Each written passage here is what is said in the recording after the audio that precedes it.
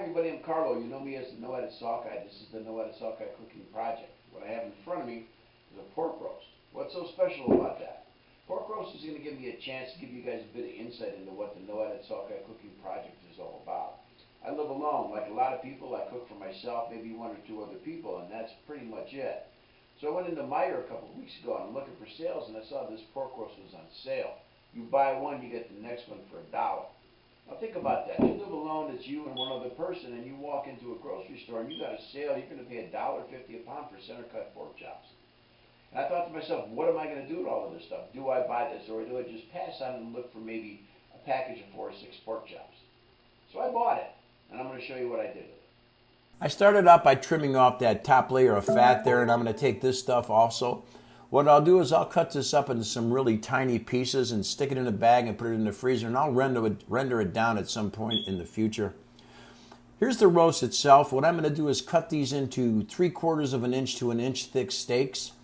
This is a perfect size for me. They weigh maybe 3.5 to 4 ounces each. I package them 2 to a package. Some I marinate, some I don't. You'll see that in a few minutes. But for me, that's more than enough meat for a meal. I'll pair this up with some vegetables, maybe some potatoes or something like that, and that makes a perfect size meal for me. Thicker pork chops, anything over 1.25 inches, 1.5 inches, are just too hard to deal with. They're dry on the outside, they're pink on the inside. I never know if they're going to be cooked. They don't marinate throughout. For me, this is just a choice, and it seems to work best for me.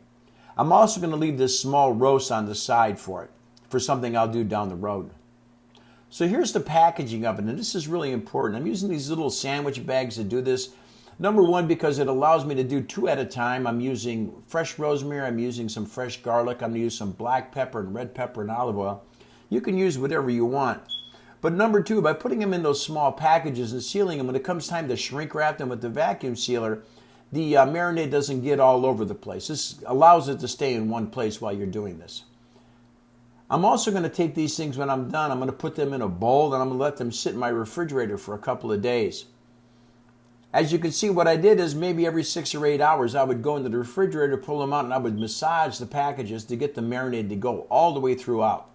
And this is what I ended up with after I shrunk wrap. You can see they're all dated, they're all named. I've got the pork fat, I've got marinated pork roast, pork chops. I've also got some straight chops. And I'll use these in the next video, which is coming up right now. Hi everybody, what I have in front of me here is rosemary breaded pork chops with sweet potatoes and onions. This is a result of all that prep work I did on the pork roast. The recipe for this is coming up next. Enjoy.